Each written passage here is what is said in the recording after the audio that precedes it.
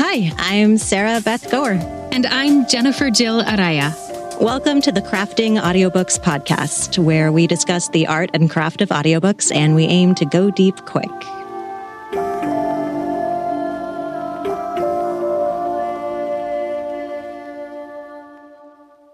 Hello and welcome to the Crafting Audiobooks podcast. We are so excited today for our amazing guest, who is attorney and audiobook producer and director, the amazing Jessica Kaye. Jessica, welcome.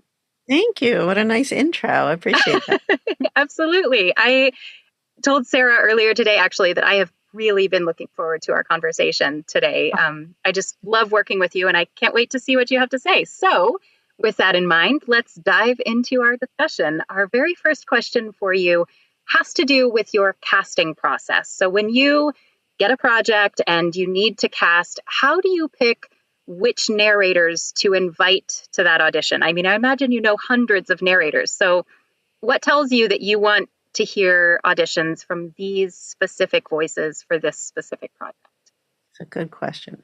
So there are a couple of different things that happen when we get in a project. In particular, usually when I'm producing, I do produce by myself sometimes for indie authors and a few other projects, but most of the production work I do is through the company I co-own with Christine Vam called Curated Audio. And when we get a project into Curated, sometimes the producer will give us notes about the type of voice they're looking for, in which case we will try to make a match, especially if we agree that that is the right kind of voice for the program. And if we don't think it is, which is rare, but it does happen, we'll go back to the producer and say, what were your thoughts? Here's what we're thinking. So sometimes there's a little bit of back and forth. And oftentimes, especially, almost every project now will say, the producer will say, please bring us diverse voices.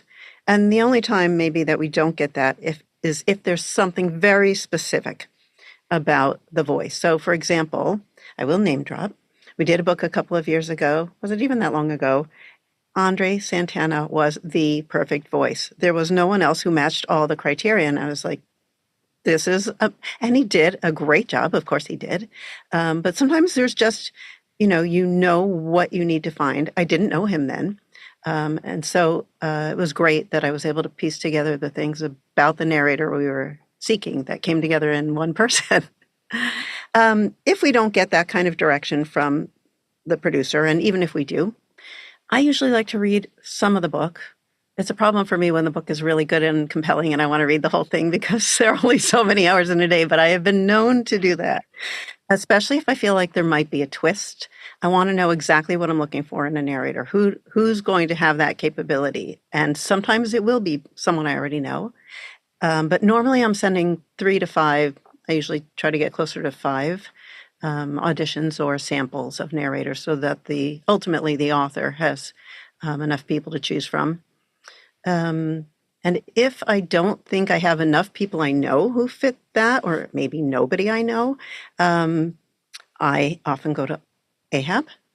And thankfully, you can break down what you're looking for by gender, by background, by fluency, by, a number of different criteria. And similarly, I'll go to Audible and I'll put in, whatever's germane to the book. It might be geography. It might be topic. It might be a particular language. So anything I can use to help me seek out somebody or somebodies who are right. I've done Google searches, narrators who fill in the blank. And sometimes that's worked. So these are the tools in my toolbox for finding the right narrator or group of narrators to propose to the publisher. That's so interesting.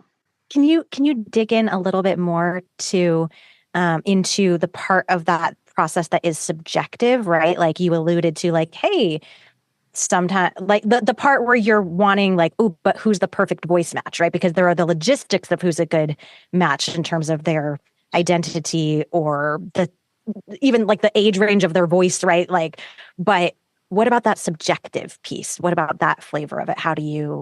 What wisdom or insight do you have into that part of the craft? I mean, other than the author of the book, particularly if it's nonfiction, I think it's all subjective. I really do. The people I come up with would be different from the people you might come up with. Definitely different than from what Christine, although I will say, I was going to say different from what Christine comes up with, but on a title we just had, I wrote to her and said, what do you think about asking so-and-so? And she was like, already on my list. And in fact, that was the person who booked the job. Oh, how So, fun. There was synchronicity there. yes, very much so.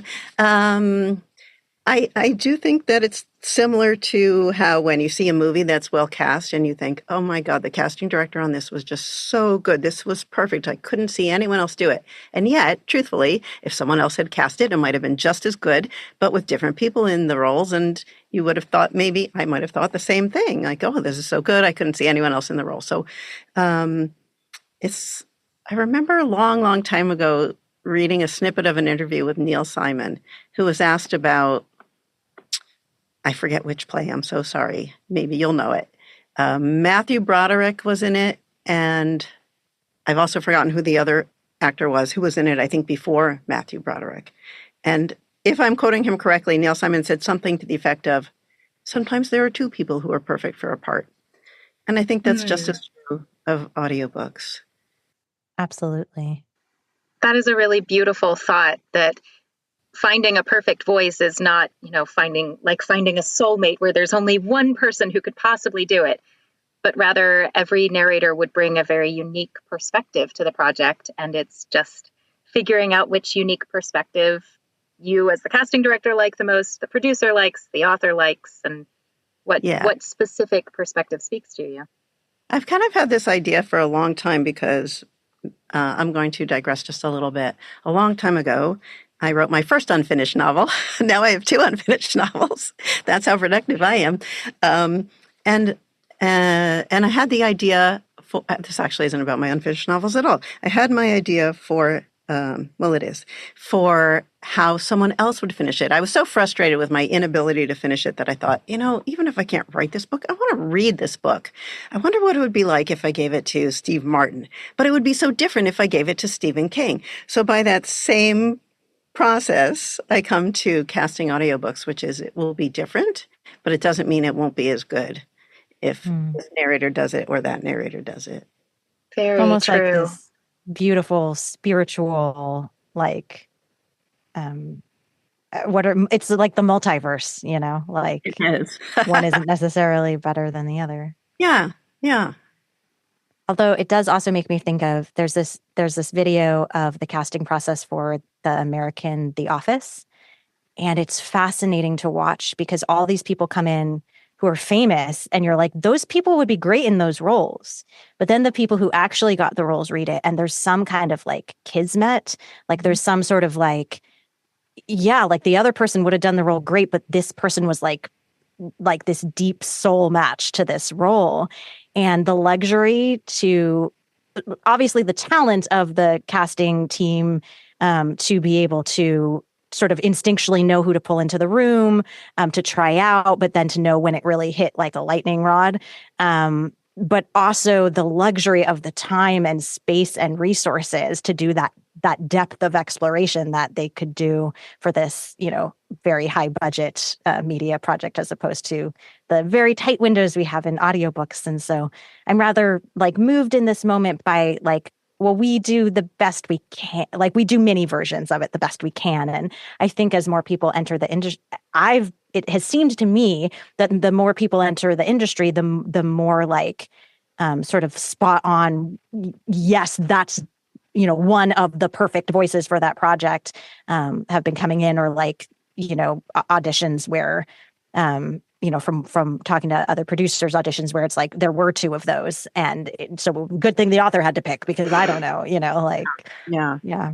And then once in a while there'll be, I'll send in 5 auditions and I'll know who I think really hit it out of the ballpark. And most of the time I keep my opinion to myself. I don't know if my opinion would ever get to the author anyway, but I also don't necessarily want to influence the producer. But once in a while, too, I will step over that line and say, I think so-and-so's audition was spot on. And whether or not that's who get cast or not varies. Speaking of people who get cast, what is one book that you cast that you think is an example of stellar narration, and why? So this actually also goes back to what's a good audition, because we cast a book called Explosion in a Cathedral. And there were certain facilities the narrator had to have, like language facilities. And the person who got the gig is Fajer Al-Casey, and he did such an amazing job. And I remembered that he had, and so I went back and re-listened in advance in prep for this to the sample that's on Audible. And then I downloaded the audiobook too, because I was like, I didn't misremember. He is just that good. And I don't know how to describe it other than to say he really inhabits the words. I can't imagine. I'm back to that when you watch a movie and you're like, this is so great. No one else could do this. That's how I feel when I listen to him reading. He is so good that it makes me really happy that I found him, I think, on Ahab, and that he was available and that he did a great audition and that he got the gig because it is beautiful. He's so good. I really want to recommend him to everybody. Now, I'm curious, is this a book that had a lot of diversity requirements of the narrator? So that it was like that situation with Andre Santana, where it was like when you laid out what the narrator needed, there was no one else possible? Or was it one of the ones where there were lots of people who might have been right, and he just had that beautiful take of it? I think that this one had a wider spectrum of narrators available than the one for Andre, which required knowledge of Portuguese as well as English. It was an English translation of a Portuguese book that Andre did for us. And this one may have also been a translation, but Spanish. So it did have certain language requirements, but I think the real key was, aside from facility with language, just the ability to tell the story beautifully, which is always cool. Yeah, that inhabiting of the text that you mentioned. Yes. And I wonder if that is the essence that makes us go, oh, this is amazing. Nobody else could have done that, even if it's not true, is that maybe there are only a few people on the planet who could inhabit it so deeply into their cells because of the combination of craft and talent and like them happening to be able to resonate with the story in a certain way, which is what I feel like I see when I watch the Office auditions. Like, okay, all these people, they hit the beats, they're bringing something important, but like then these people, there's something in their cells that like matches. And I think there's just something innate in his ability. And for all I know, he's had years and years and years of acting and honed it really well. But it feels innate and it sounds innate. There's nothing that feels like a reach. And maybe that's what you're saying too. I don't know. I'll have to watch that now. Yeah. Yeah. And I think when talent and skill are very strong, they do feel innate. And Sanford Meisner said it takes 20 years to become an actor. And I think that there was a reason he said that. Wow.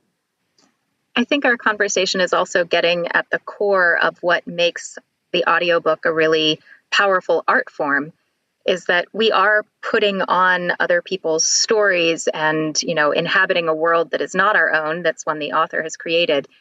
But when it's done really well, it feels innate, as you said, Jessica, that it feels effortless and that it feels real. And that's part of when audiobooks are at their best. That's what they can be, which is amazing. So exciting. It's nice that we all love what we do. It is one of my favorite things about this industry. Almost all of us seem to really love what we do. I would like to move back to the casting process a little bit in our discussion.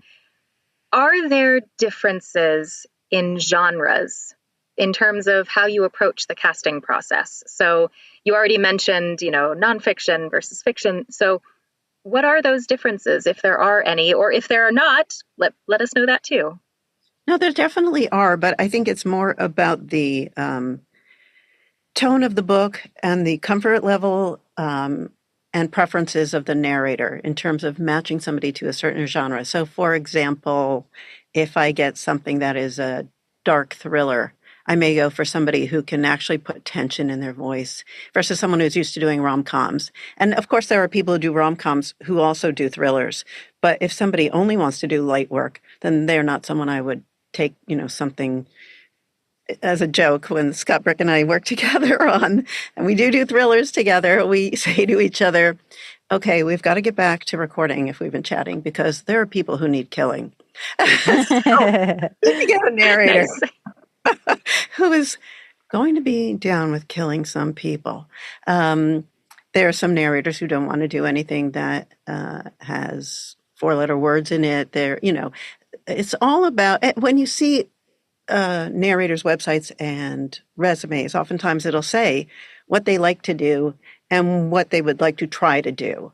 And so I try to take a note from that. If I look at somebody's bio and it says, nonfiction, particularly medical, and the thing I have is, YA about witches and cats that turn into people, that might not be who I would turn to first. So casting is, it's a winnowing process.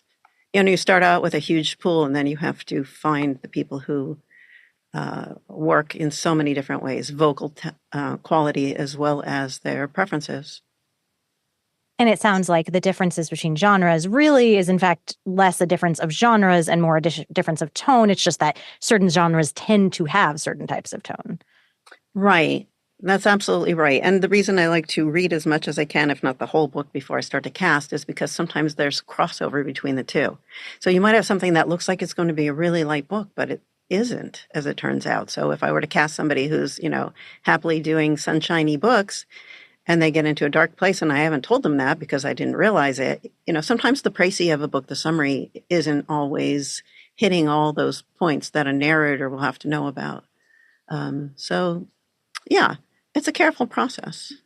Mm. And that shows a dedication to your craft, that you're not like, this is probably good enough, or you're like, I need to understand this book well enough to make a good match. Yeah, I had one recently that I kept reading till the end because I was sure there was a twist, and there was no twist. Luckily, it was a good book, so I enjoyed reading it. But I just had a sense that something was going to go awry, and I needed to tell the narrator, but no. Was that part of the tone of that book, that it kind of kept you on your toes and made you wonder if there would be a twist? That's a good question. I don't know what made me think that. Maybe. So you talked about making sure that you're honoring what the narrators like to do in terms of genres and so forth. But as a casting director, sometimes you don't get to pick what genres you're working on. So I just love to know, do you have genres that you particularly enjoy casting? And if so, why?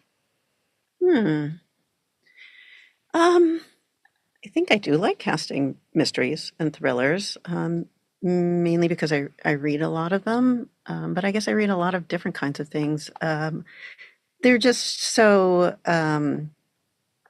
they can be challenging for those same reasons, that you need to find the people who don't mind going dark, but they can also be light in the light places. Sure. And can honor that twist.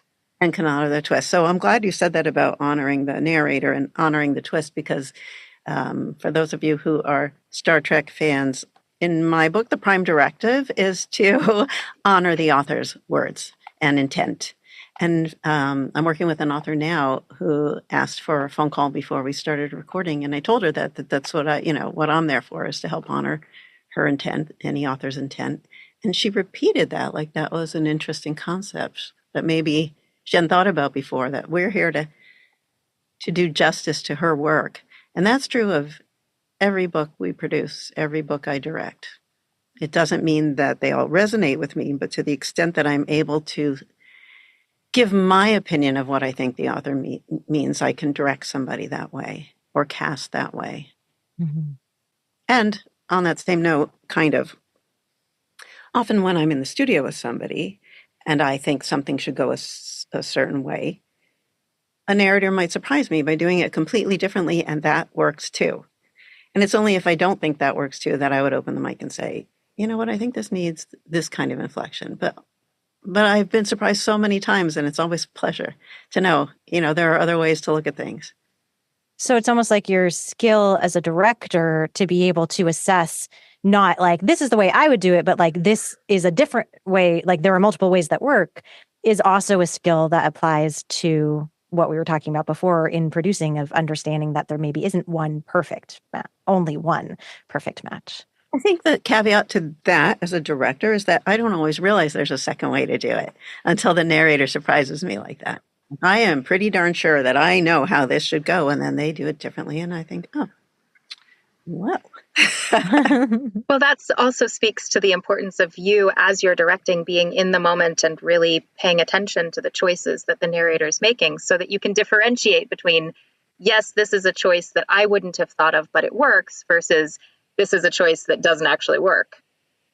Right. So I've given you my prime directive, which is that we're there to honor the words of the author. But my other prime directive, if I can have two prime directives. Oh, why not? I mean, it fits the theme of this interview, right? We keep saying there's not one perfect, maybe there's not one prime directive either. It's also for everybody involved in audiobook production to remember that it's a collaborative work.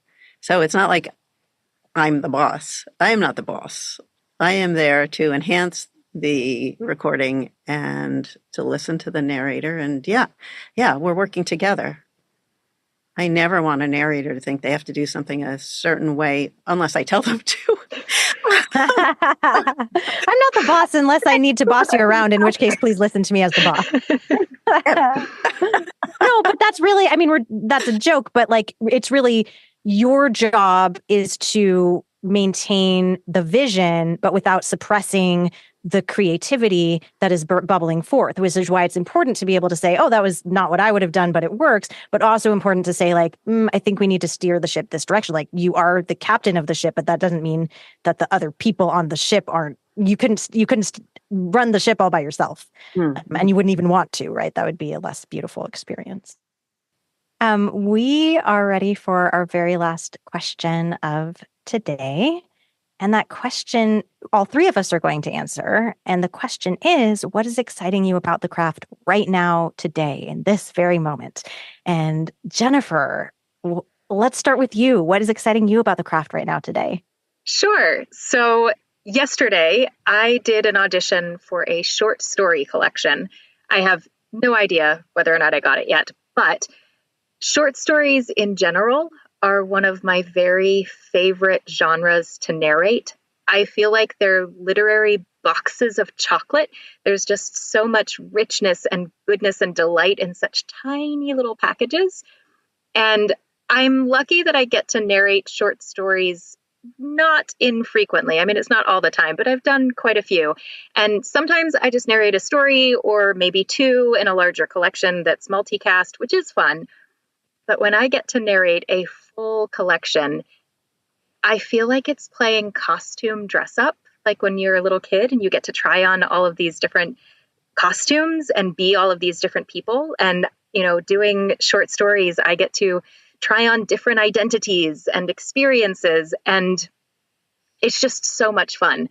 So doing that audition just brought me light and passion about short stories. And I actually really love the form of the short story itself, because I think when constraints are placed on a creative process in some way, such as length, like in a short story, sometimes those restraints act as guardrails a little bit, and they focus the creativity of the artist behind it in a really beautiful and surprising way. And to me, short stories feel a little bit like the sonata form in music. I have a music background, and if you listen to a sonata by Mozart or a sonata by Beethoven or a sonata by Bartók or Prokofiev, you're going to get completely different things.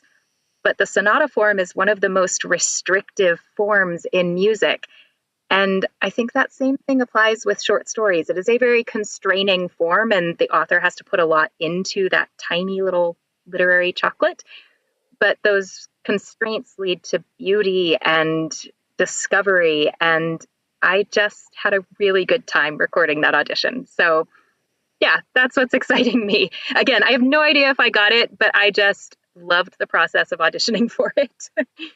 Damn, my mind is blown. That was a beautiful soliloquy about the gorgeousness of short stories and why, with some incredible metaphors in there, like the chocolate and the dress up. And I'm yes, my mind is blown. I really like short stories. I enjoy reading them in my personal reading time. I love narrating them.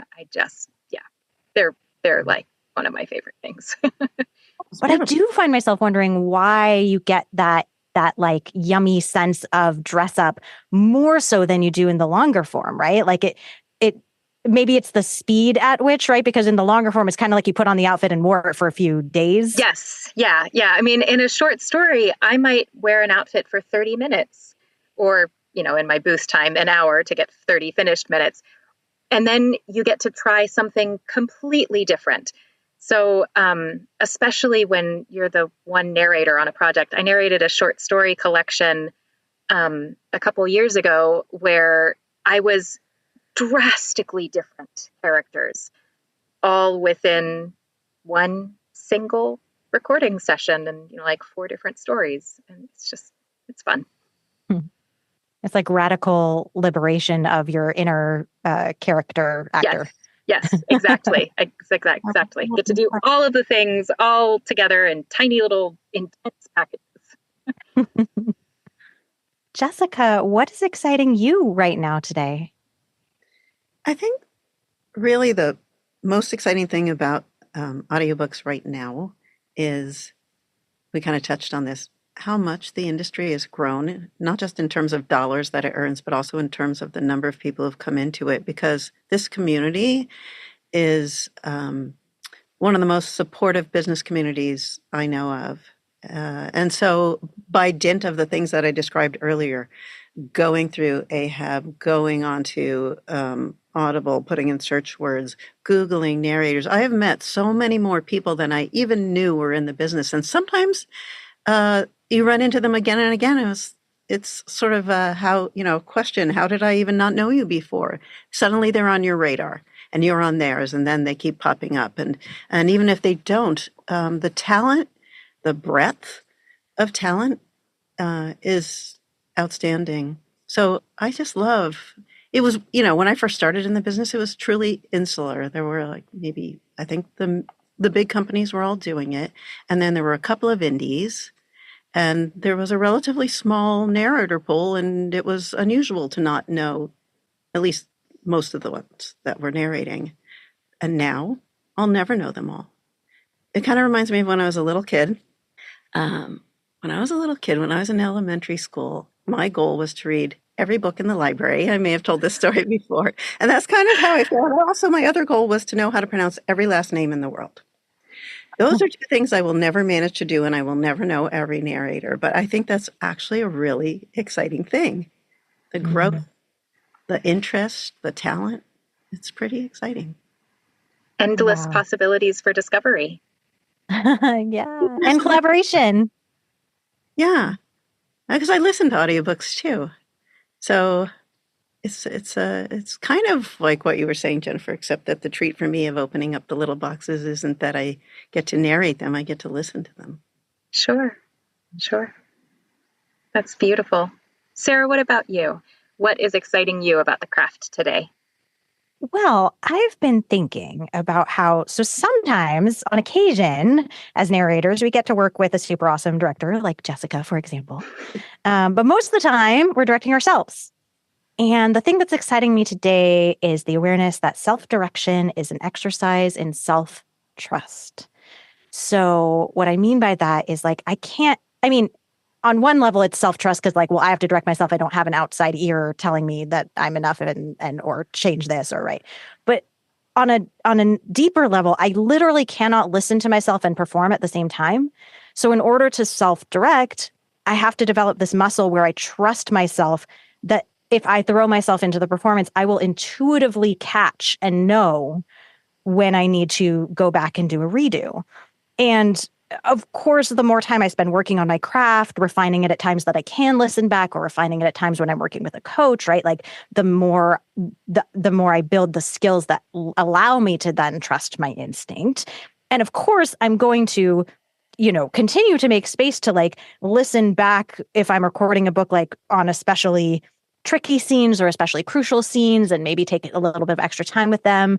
But, unfortunately, because of the speed of our industry, we don't have time to do that with the whole book, right? And so this idea that, hey, self-direction is an exercise in self-trust, I don't know, it feels kind of like taking a leap and flying. And I really like connecting growth in craft to growth in life and vice versa. Like, well, the more deeply I can trust myself in the craft, the more I'm growing my self-trust in my life. The more I grow my self-trust in my life, the more deeply I can trust myself in my craft. That's unbelievable. Hard for both of you. Wow, deep thoughts. Yeah, I don't know if I should. We'll edit this out if Arturo doesn't like this, but Jennifer's husband Arturo is the editor and engineer of our podcast. He's so amazing and wonderful. And he mentioned, and this had occurred to me, like we have this format of the podcast where we'll probably edit this out. I don't know. But this format of the podcast where we always ask what's exciting you about the craft right now today, right? So Jennifer and I need to come up with something for every single episode we ever do. And he was like, hey, you might want to play with other formats because you might run out of stuff. And like, so smart. And occurred to me when we came up with this format. And both Jennifer and I looked at each other. We were like, challenge accepted. Like, let's see how far we can go. Oh. Behind the scenes. Yeah. And honestly, I don't know that we should edit this out because I think that concept speaks to how much there is to learn and discover in the craft of audiobooks, whether that's discovering the people, like Jessica was saying, or whether that's discovering, the different characters that we get to play in a short story collection, or whether that's discovering how deeply you are able to trust yourself as you're doing that creative work. There is so much to learn, and I don't think that there's an end point there. I think also, by the way, you saying that, Sarah, makes me think that one of the key things in casting, because most of the things we cast are self-directed, is having that trust that the narrator with the right voice is also the narrator who we can trust to self-direct. I wouldn't have thought about it like that if you hadn't said that. But that's it. Gotcha. And then there are certain projects where you might need to prioritize the narrator match over anything else, and then it can't be a home direct. Yeah. Yeah. So that excites me too, that this is a whole can of worms and could probably be its own episode, but like the level of business skill and tech skill, like how special home narrators are, like, and how underestimated I think that can be, like the skill that we've trained ourselves to have both on a tech level and on a craft level. Like it is craft to direct ourselves. And that excites me too. And it's a learning curve for those Oh, indeed it is. And as Jennifer points out, it never ends. There's always continued opportunity for growth. Yeah. Ooh, okay. Well, Jessica, thank you so much for being here with us today and for this conversation. Thank you both so much. This was really interesting.